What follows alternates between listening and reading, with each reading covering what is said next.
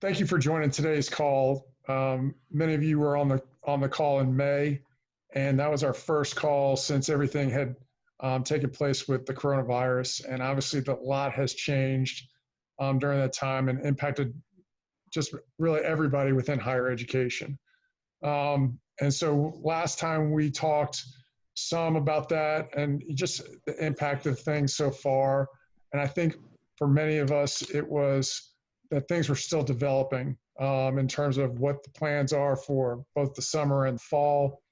And we wanted to, touch on that a little bit more going forward. I think one of the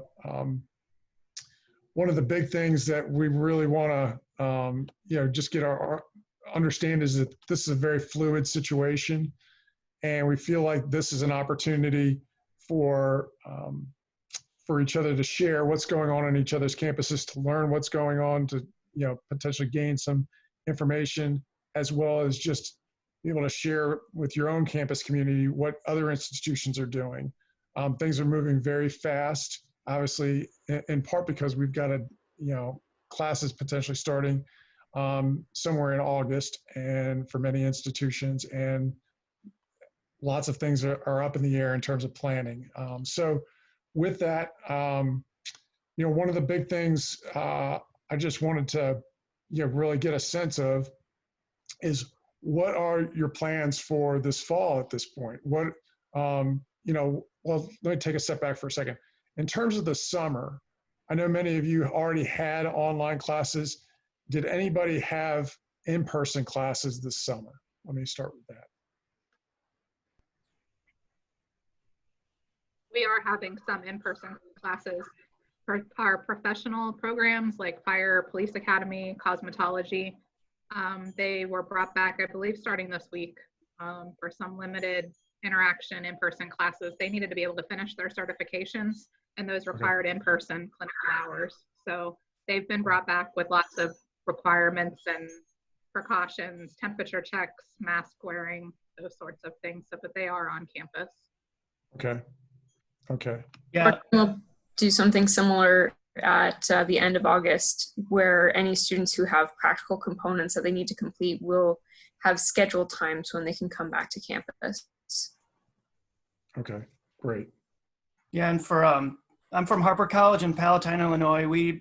I think the only students allowed on campus are those who had to finish labs and certain requirements that they couldn't finish in spring. They're not holding any summer classes per se on campus, but just those in limited numbers, under 10 people, who needed to do labs and stuff. Okay. All right. Anyone else? That's pretty much the same with Lynn Benton Community College here in Albany, Oregon. We're just doing some CWE classes, some welding labs, things that there has to be some hands-on, but they've done really well adapting machine tool and a lot of those online. So those are the only students that will be allowed on campus this summer. Okay. All right, let me then pose this question. For the fall, some institutions have, in preparation for the fall, they typically have summer orientation. We talked a little bit about this on our May call. For many institutions, they've opted to go to a virtual orientation. Now, I know this is different for two-year institutions, but can anybody talk about any kind of orientation plans that they have here for the summer, what those look like?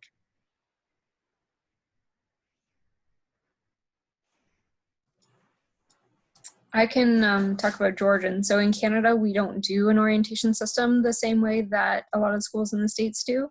Okay. Instead, we have the first day of classes is canceled, and that's when we do all of our orientation activities. And so for this past summer, it was all done virtually, and we've been told that 70% of our classes for the fall will be online. So I would expect that orientation would be virtual again this fall. Okay. All right. Thanks, Jen.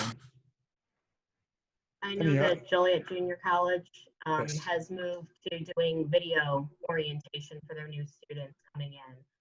In the past, they would do group orientations multiple times over the summer. And right now they're sending out a video link for the students to watch from home. So Okay. And is that running through the summer?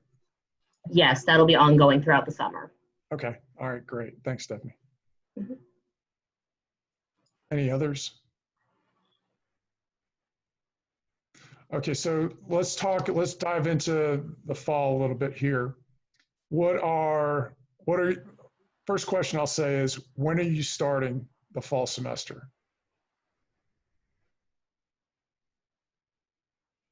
We delayed the start of our summer term till June Okay. 1st. So that in turn delays our fall start. So our fall start is August 31st. August 31st, okay. And I think it will look real similar to our summer in that they're projecting about 10 to 15% of students will be on campus. The rest will be virtual. Those on campus, again, will be those same, the CWE type classes and some of the science labs that need to be in person. Okay, all right. JJC is going to be starting, I believe, at the regular time for their fall semester, but all the classes will be online with the exception of the labs, which they're going to be treating as hybrid classes. The lectures will be online, and then they're planning on doing staggered labs for the students to come in and do the lab components. Okay, Yep, that's very much the plan at Harper College as well. okay. All right, very good. Adam, I know you're trying to say something there. I don't hear your audio.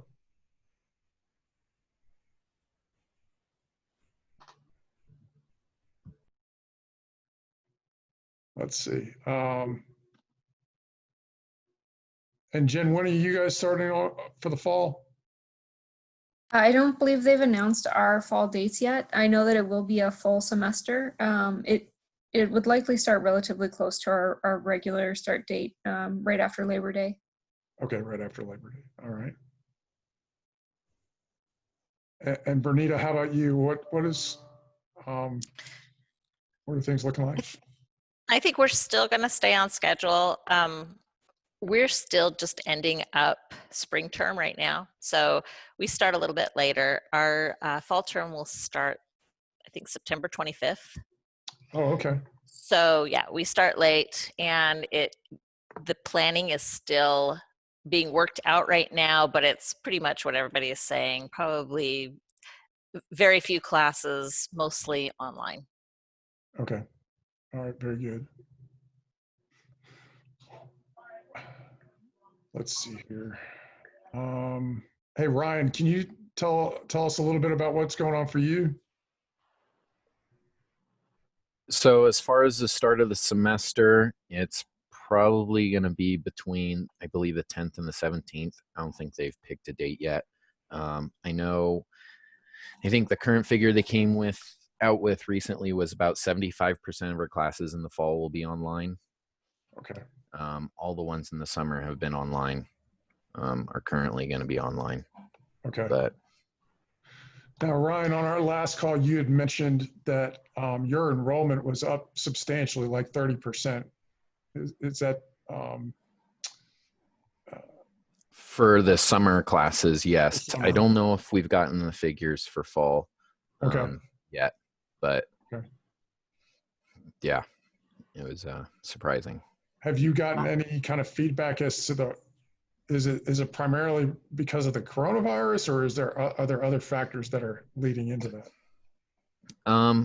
I would like to think so, yes. Based off of the college's history, we also had an increase during 2008 when the recession happened. So I think it's general movement, at least in our area, of people just trying to further their education and to help promote, better job security. So okay. Well, I think that's a typical trend for the community college segment. Our summer enrollment is also up. We're up about 14% as of today. Okay. And we think that also if we see in the fall the larger universities continuing with online, that we'll also see an increase in the fall, because students aren't going to want to pay a university tuition for the same course online that they can get from the state colleges here in Florida, because we have a course consistent numbering system for a lot of our institutions. So if a student takes English 101 at our college. It's the same course that they would take at UCF or something like that. So they can pay a third or a fourth of the price.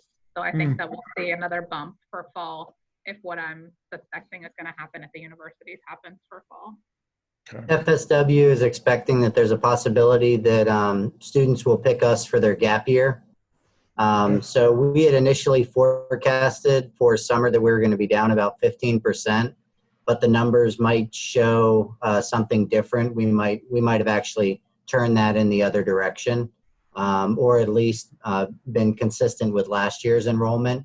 But just like Jessica, we're expecting a bump in fall because so many of our population are going to be out of work because we're a service sector. And just like Jessica, we have our fire, EMS, cardiovascular, radiology, dental programs are still going on campus. University of Florida has a building on one of our campuses, and their dental program is continuing as well. So we're starting, that just started back up this week. So we're in the process of getting vending in place for them because our dining facilities are closed to try and bring back some of the services that they would need. Since we're doing online photo submission, I'm working with the programs to get all of their badges that they'll need for the hospitals together and sent to their programs so they can be distributed as normal. Okay, so you touched on a couple of things there, Adam, that raised some good points. So if the majority of classes are going to be online for the fall, how has that impacted dining services for your institutions? Like Jessica, I know you've got a pretty substantial dining operation on the different satellite campuses. How is that impacting the dining services? Right now, we're kind of in a holding pattern. We're trying to decide what to do. We don't know if what I'm hearing stands true. If we're only going to have 15% or so of students on campus, we most likely will keep our dining operations closed. Being, for one thing, we subsidize most of our dining operations, and it would be a significant expense to continue subsidizing with nobody there. Our bookstores are open now for in-person visits. We may just expand the snack and food offerings at our bookstore and beef up vending in the areas where there will be students. But at this point, we're still weighing. I actually have a meeting immediately following this call to talk more about our dining plans for fall. But I don't foresee us opening any of our dining, maybe a Dunkin' Donuts at our largest campus, but that would probably be the extent of it. I'd be interested to hear what other folks are doing and how they're dealing with that for summer and for fall as well. I know for Yavapai, we're planning on just doing like prepared meals. So they're kind of cutting out the buffet style, and they're just going to have like kind of tables set up within the cafeteria of certain meals that are pre-boxed ready or pre-bagged ready to go, where the student just grabs, pays for it, and then moves on to class or back home or wherever. And from my understanding, that's going to be the plan all the way through the end of the year until spring semester. And is that going to be facilitated through dining services or through like your retail operations, like bookstore? Dining services. I think the bookstore for right now is going to operate the same that it has been. So. Okay. All right. Thanks, Ryan. This is Adam again. Our dining is currently not expected to open back up for summer. We do expect to open back up for the fall if we have dorm students. And we are expecting to start restocking vending on campus because starting June 15th, staff and faculty will be on campus on a rotating schedule unless there's pre-existing conditions or something like that that might keep them off campus. So we're trying to prepare for that. And we've also just recently entered into a contract with PharmaBox, which is like a pharmacy equipment type vending machine. So I'm working really hard to get that on campus for the start of staff and faculty coming on. And in that will be KN95 masks, which are the Chinese equivalent of N95. So we think that those sales may see a little bump for that. And we also want to be able to drive the professional certification students to that location. But we are hoping that in the fall, we can at least start to, if the environment is clear for it, start to be able to bring some students back on. We manage a performing arts hall and an arena, and none of the bookings for that have started before January. So we're starting to book for events in our performing arts hall starting January 1. Okay. Right now, dining services at Georgian are completely closed as no one is allowed on campus, not even staff. It's only our security guards who are allowed on campus right now. And we don't anticipate information as to what's going to happen for the fall until mid to late June. Okay. Thanks, Jen, what is your community seeing? Are they seeing a downward trend in COVID? Is the curve flattening out? Yeah, so the city of Barrie itself only ended up with, I think, about 300 cases, but the province as a whole is still on our lockdown. So right now that all schools are completely closed. They just had it so that stores with street side entrances, so not malls, could open with limited customer entrance, but that's about all we have open right now. I know in the west coast of Florida, which is a little different than the east coast of Florida, we've got a lot more things opening up, and Jessica could probably speak to her side of the state. We're seeing a downward trend in our region on new COVID cases and deaths. And I think that the state of Florida is looking more to region by region. So I think in the state of Florida, we might see, say, Fort Myers start moving into, we're in phase 1 right now, moving into phase 2, even, potentially before like West Palm might move into. Yeah, we eased restrictions right in time for the May 2-4 weekend, and there was a nice huge surge of cases immediately after, so people showed that they can't behave. So we continue to be locked down. Same thing with our beaches. Yeah. Daniel, what are you experiencing up there in Chicago? We're on the right track in Illinois as a whole. I mean, Chicago is really the epicenter where everything, for the most part, is happening. They're a little behind the rest of the state, but our governor has a 5-phase approach to reopening, and 29th of May, we entered phase 3, which was good. So businesses, some are allowed to open. We don't really have a stay-at-home order in place anymore. But the cases are going down, which is encouraging. The percentage of new cases amongst testing is trending downwards. So we'll see. Now that people are out, we'll see what happens in the next couple of weeks to the numbers. But overall, it's a good sign for Illinois. We're heading in the right direction. Now, on your campus, are you seeing any changes in terms of the offering of services like Jessica was talking about with dining, et cetera? Not really. To the best of my knowledge, all the services are basically going to be closed. I'm not even sure if our Harper store is going to be active for in-person anything, because we're not planning on having many students on campus until spring semester. And we don't even have a time when faculty staff are going to be reporting back. Our essential personnel are there. I mean, I went today to do some ID cards for faculty staff, but as far as actually getting back on campus on a regular basis, that's still really up in the air. Okay. Let me ask, Brune, this is John from, I know you're at Grand Rapids. Can you tell me a little bit about what's going on there? Because I know you've got a sizable population there at your institution. Yeah, I think that first we decided that we were going to do second session of summer. Well, we were going to try and do second session of summer on in seat, and then that they decided to go online. And I believe that the powers that be will decide by the end of this month if we will have in-seat classes in the fall semester. Okay. Right now, they're just trying to help out students with like food pantries and um, the CARES Act and stuff like that. And I heard that they would like to have some sort of event to have students possibly come in and feel welcome. I'm not really understanding what it is that they're trying to do, but Okay. but yeah, we're doing. Now, how is, in terms of the impact on because you've got a pretty robust cards program going on there.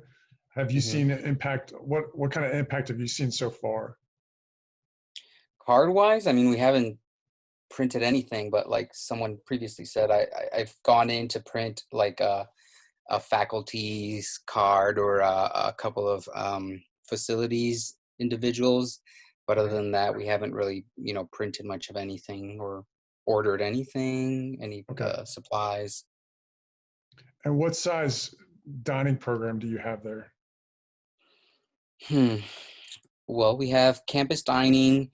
We have a couple locations, but I don't believe that anything is opening or will be opening till potentially the fall. And we will be doing pre-packaged meals as well, like someone else mentioned. Okay. All right. That's great. Thanks, Brene.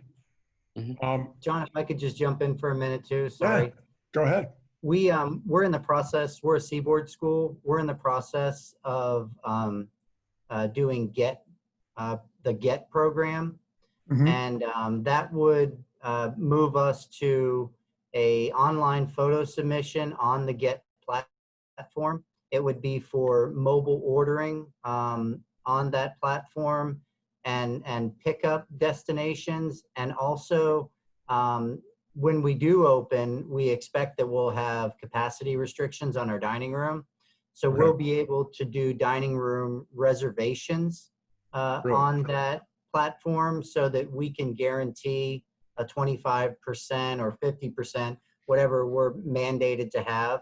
Along with that, we've been, because of COVID, trying to find some creative ways to get more student funds on our accounts. So we're looking at pushing forward with UGrid, which drives student card purchases in the community. And Seaboard has national partnerships like with Chipotle, CVS, Rite Aid.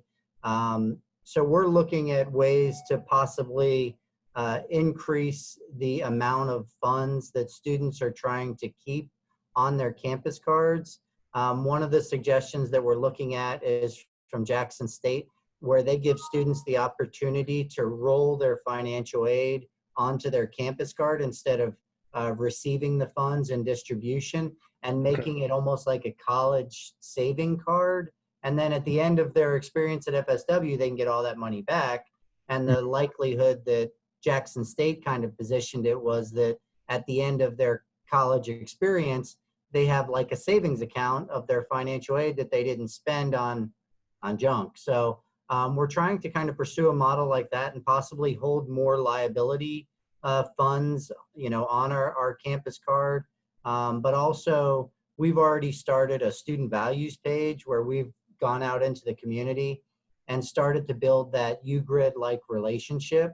So if we do put this together, we would already have community partners that instead of offering a deep discount, they might offer a smaller discount in anticipation of royalties to the college.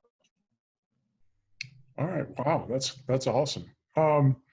So talk a little bit, you touched on one thing there as far as the online photo submission. Others of you who already has online photo submission in place, who is looking to put that in place this summer?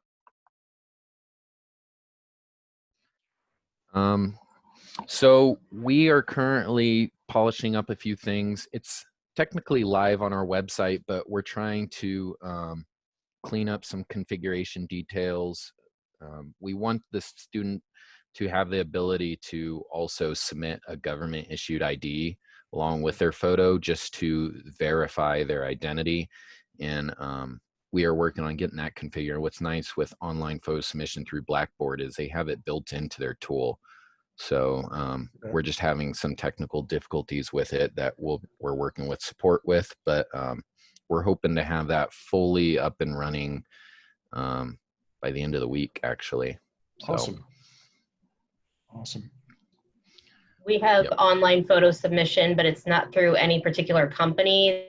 Had built it into our website, an application that the students fill out info, and then they attach both a government issued ID and a picture of themselves.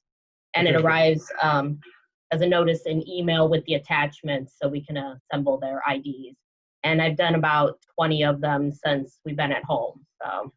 Okay, very good. And that's something relatively new, Stephanie? No, we've had that for many years, ever since I started back in 2012. Oh, okay, wow, all right. So it's just most students don't take advantage of it. So it's getting the word out that it's an option. All right, very good. Yeah, we're using JSA's online photo submission through StudentLink, which we've had it for a while, but it's grown exponentially because we're mailing cards home. Sam, who was on the call here also, and I are going into the office, each of us once a week, to print and mail cards. We started off mailing 20 or 30 a week. Now we're probably closer to almost 200 a week. So actually we'll be going to our administration shortly to find out if they want us to continue that, given the increased cost with the postage and envelopes and that sort of thing. But I have a feeling they're going to tell us to keep doing it because a lot of people feel like it gives connection and a sense of unity and connectiveness to the community. So I think that we probably will be continuing to do so. Okay. And ours also allows the government issued photo ID is uploaded along with their photo, and it's on a secured server that's then destroyed once we click accept, and then it goes away. Okay, very good. Now, Jen, I know you have an online photo submission in place. You've had it in place for at least a year. That was something that was homegrown, correct? Yeah, so our homegrown tool launched in 2018, September 2018. And like other schools, we encourage students to use it, and the use is only probably about 30% submitting. Of course, now it's mandatory, so that's the only way that we're issuing cards. And we are currently mailing cards out. And then there's a ticket in with our IT department to add the ability to submit government issued photo ID via the online photo submission, because right now the students email it to us and we then delete it after we viewed it. So that's just our kind of Band-Aid solution until IT can add on the ability for students to submit their government ID. We're doing a similar thing, Jen. They're emailing them to us from their campus account through their Buck email, and then they're emailing it to our office. And then once we complete the ID, we purge all of the photos, we delete all the emails, and we delete the pictures that we photoshopped into the CS Gold, so that we're not retaining any student identification on any of our drives. But we're accepting them email. We're hoping to move to something where the government issue ID comes in, like Jessica said, and we view it, we confirm everything, and then once we click off of it, we would like it to just go away. Yeah, that's the plan for our enhancement that we've asked IT to do to our homegrown solution. Okay. We at GRCC, oh, sorry. No, go ahead. Okay, we at GRCC are actually in the process of recording a video for our students. We're an Atrium institution, or JSA, I guess is the name as well. And we're going to be doing that tomorrow. So we have a script and everything so that we can send it out to all our new students who are doing online orientation so that they too can submit their photo IDs. Not certain if we're going to be mailing their pictures or if we're going to wait for them to show up, because I don't know if we have the option for them to upload their driver's license, or if that's something that Atrium needs to activate on our end, or an extra fee that needs to be paid for that. So I guess we don't have that portion. So yeah, hopefully we'll be moving that way very soon here.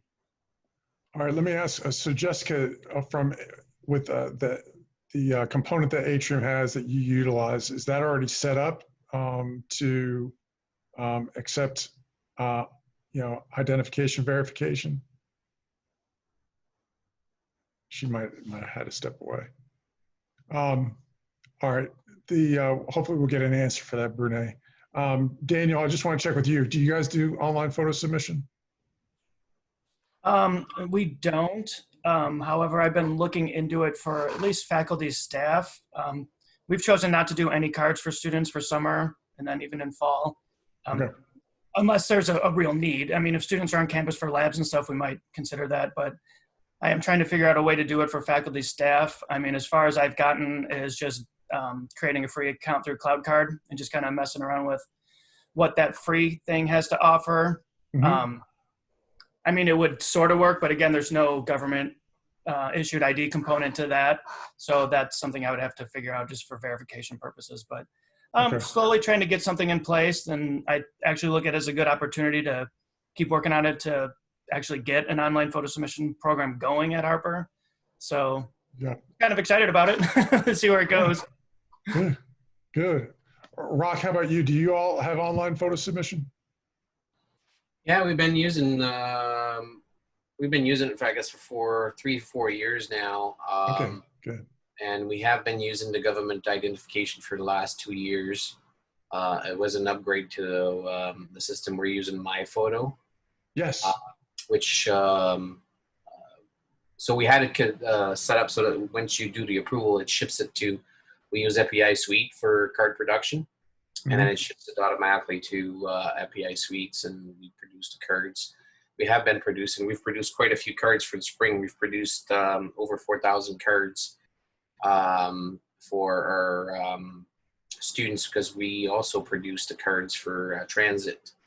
And we are preparing, we're trying to figure a better way to mailing, all these cards. We found that the bog down was trying to put the cards in the envelope, writing the addresses on the envelope, and was taking more time than actually printing the cards. So we have, we were expecting 18,000 students for the fall. We're very close to that. Our numbers is 17 something. We're definitely don't want to print 17,000 cards and put them in envelopes, plus the cost rate of postage. So that's where we're at. Is that mandatory that people submit online, or do you have other processes in place? In the past, before COVID, we had it wasn't mandatory, so we had huge lineups first day of school. Obviously, everybody wanted that transit pass and their student ID. So I guess this brings a whole different dimension to it. So that's in the spring. It was a smaller group, so we've tested. Online submissions only. And then if you had a previous card and you had your picture, because for the renewal of the transit pass, you have to come and tap your card to renew it, but we couldn't get students to come and gather and tap their cards. So we reprinted all of these cards. So that's what I'm trying to avoid come the fall. It looks like the college will be operating at a 20% capacity face-to-face, but only essential services, which I think my services will not be deemed essential for a face-to-face. Online, we have all the capability of receiving the cards on, printing it, getting it to you somehow, whether it would be delivery or it would be a pickup location on campus. Something along those lines. So we're sitting down the registrar's office and our team to figure out what's the best option, not having to mail these cards, obviously. Okay. All right. Very good. Let me ask this: as far as heading into the fall semester, what are some of the big issues that you feel like that you're facing right now? In terms of whether it's the card program or some of the in preparation for, students coming back. What are some of the issues that you feel like are prime issues that you're dealing with right now?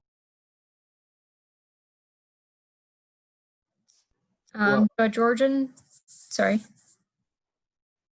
Go ahead, Jen. Okay. At Georgian, I've been trying to anticipate the need that most people will probably want to move to contactless payments. And right now, we're not the only method of payment on campus. So I've begun to reach out to all the other departments to just let them know that we can kind of connect them with contactless ways to accept payments from students.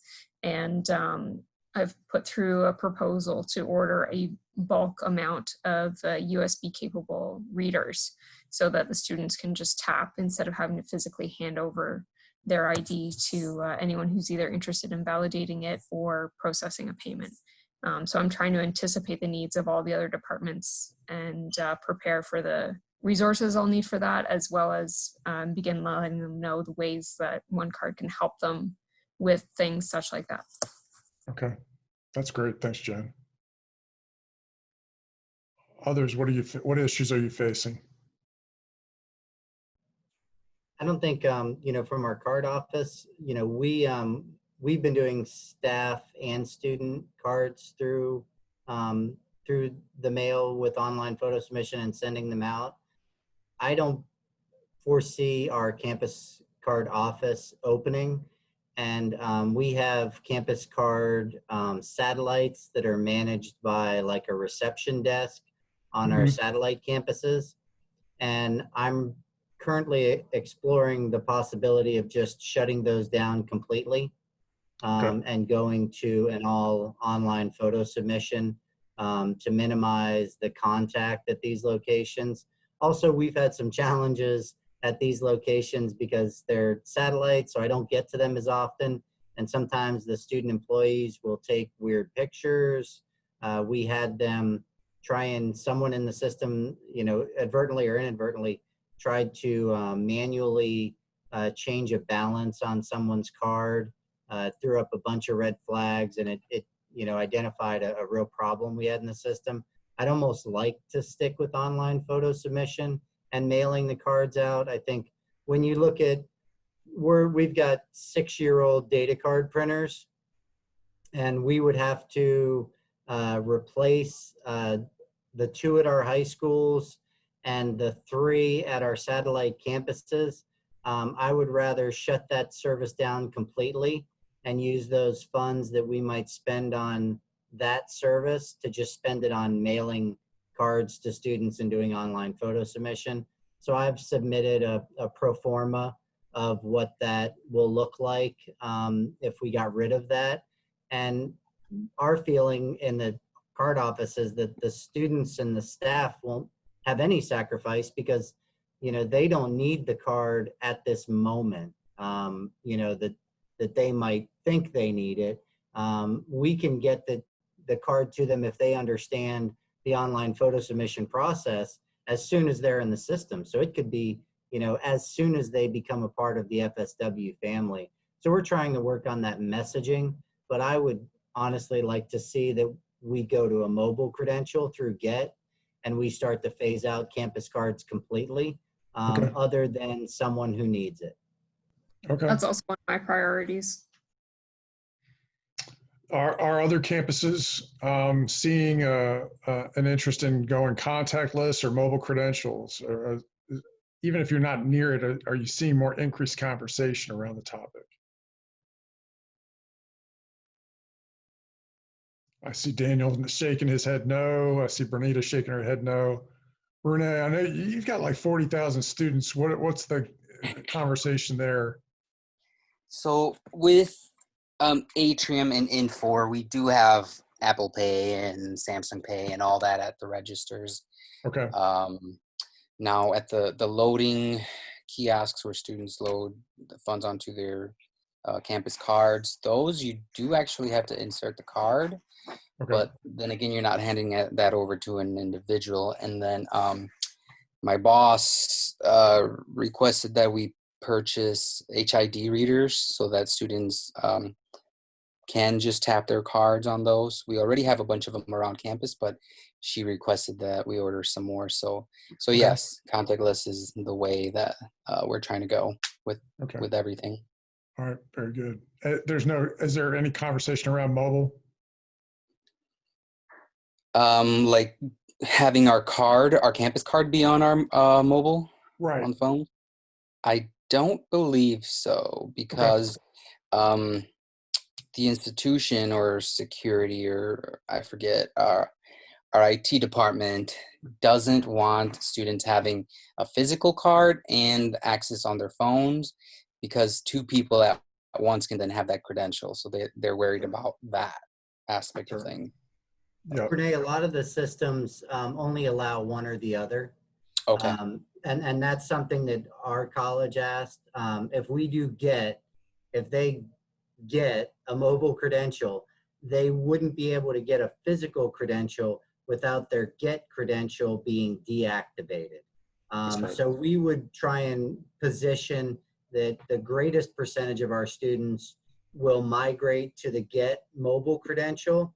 And then we expect a very small population who potentially don't have smartphones may come in and say, I need a physical ID because I don't have a smartphone.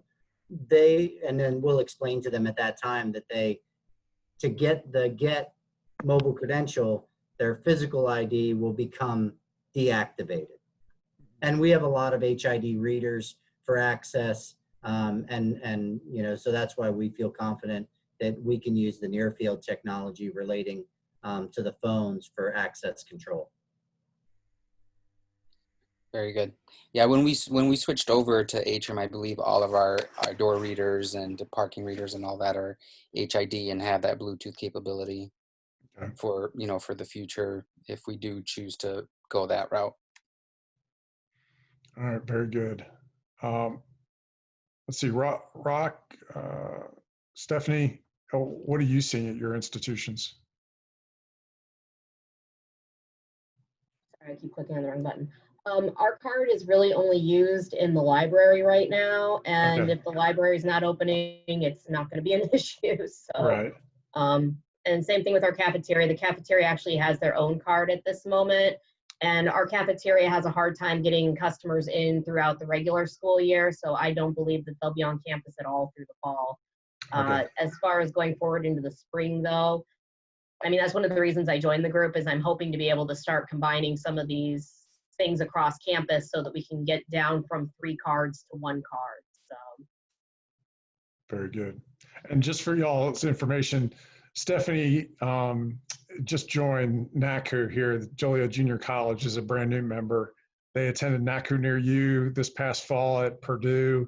So by all means, please welcome her into the family here, and by all means, feel free to reach out to her, because I know she's got a task in front of her as she's trying to, herd the cats with multiple ID cards, doing different things on campus. So I know she's excited about being a part of this call here today. So yeah, any advice is welcome. Yeah, very good. And you'll find that sometimes your card ends up being one thing for a lot of places. Ours has barcode, mag stripe, and then students that are in dorm also have prox cards.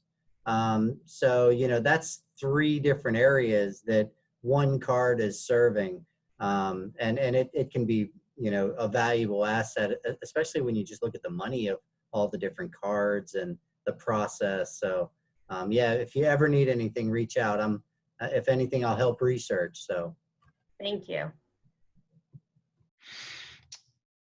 Let's see.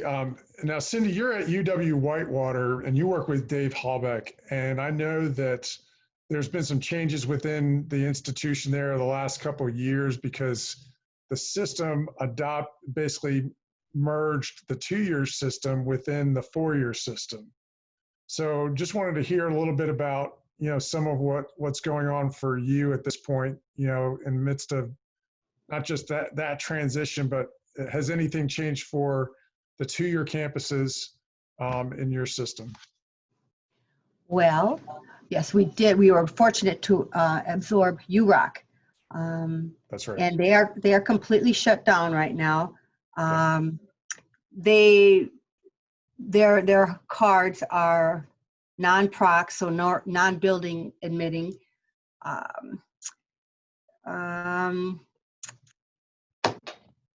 It's been great. Okay, good. And what we're doing here at the main campus is we just went under contract with Transact, formerly known as Blackboard. We're very, very excited about the online photo upload because, like I said in the comments, we are going to transition to the mobile credentialing. Dave Hallback, as you know, is all about techie, and we have the little readers and that we'll be able to just tap onto. We have plenty of them. It's was just getting through our infrastructure with ISIT to get through the for the online the mobile ordering, the credentials. It's everything to be as contactless as possible. Okay. Thanks, Cindy. That's great. Oh, I'm excited. Good. Good. Yes. Well, our buildings are all. I'm sorry.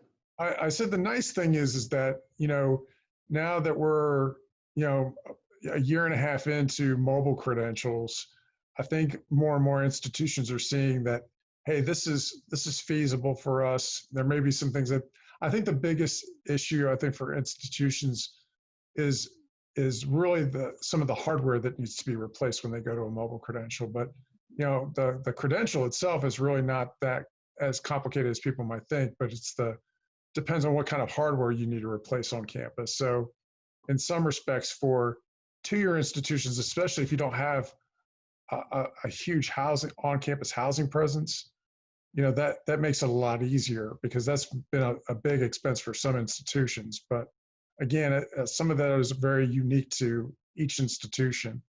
So. And with UROC, we were pleasantly surprised when we did absorb UROC that we had 93 students from UROC that chose to live on our campus. And so then it created our shuttles so that we could get them back and forth for the campuses. And then they have the quote unquote real life college experience by living on campus, eating on campus, and becoming involved in the student orgs. And then we transport them back and forth, which has really worked out nice. Very good. And are you going to have your on-campus housing open this fall? Yes, we have about 90 still living on campus. We had a partnership program with housing for our student employees that are working through the summer. And we've got about 90 right now that include also some internationals that can't get home yet. But it helps us, keeps our student employees available and on our campus in a safe manner. And our housing contracts for the fall are up. I think they said it was 150 for the fall. We are in stage 1. We did announce that we will have some online, some on-campus classes. We're reconfiguring our classrooms to accommodate the social distancing. Okay. And we're ready to go. We want our students back. Yeah. Yeah, I get it. What, Adam, you were going to say something a moment ago. Just as how to help pay for some of these things. Our college received CARES money, and our IT department received several million. So the GET and the UGrid and all of these contactless integrations, that meets the requirements for CARES. So if you are looking for ways to pay for it, that's where our school is finding the money for this to implement all of these programs. Okay, very good. Good information. Well, I know our time is almost up here. are there other things that you all want to find out ask each other, as I know heading into July and August, it's going to become a very busy time, so it might be difficult for us to pull together. Are there other things that you all want to, ask each other as we lead into this?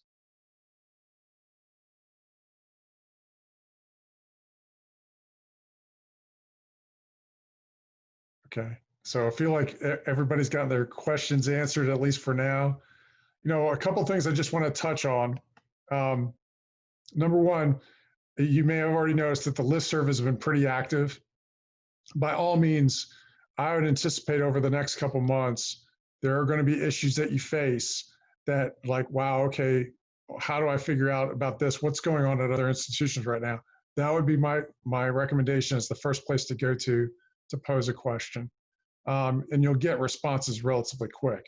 I also just want to point out to you that we've had some very successful virtual programs during this period that several that we've launched here just in the last few weeks. One of them is we launched our virtual Expo Showcase series. We've had 3 of them already. We've got another 7 that are already scheduled for this month. And so you can register for those for free by just logging into the website and going there under events. We've also got several webinars that are going on. We've had some already that have been really successful. Last week's high impact training, NACCU style, was very well received, but there's going to be more to come. And the other thing that's going to be happening is we are launching here within the day a new platform called NACCU TV, where we are housing all of our videos of the recordings from the showcases, the web conferences, other things in this new medium.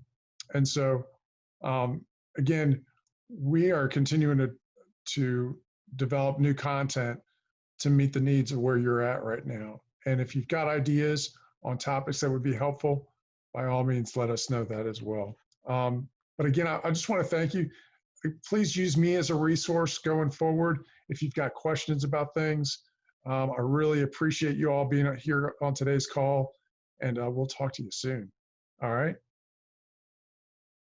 All right. Well, thanks, everybody. All right. Take care. We'll talk to you soon. Bye. Bye. Bye-bye. Bye now.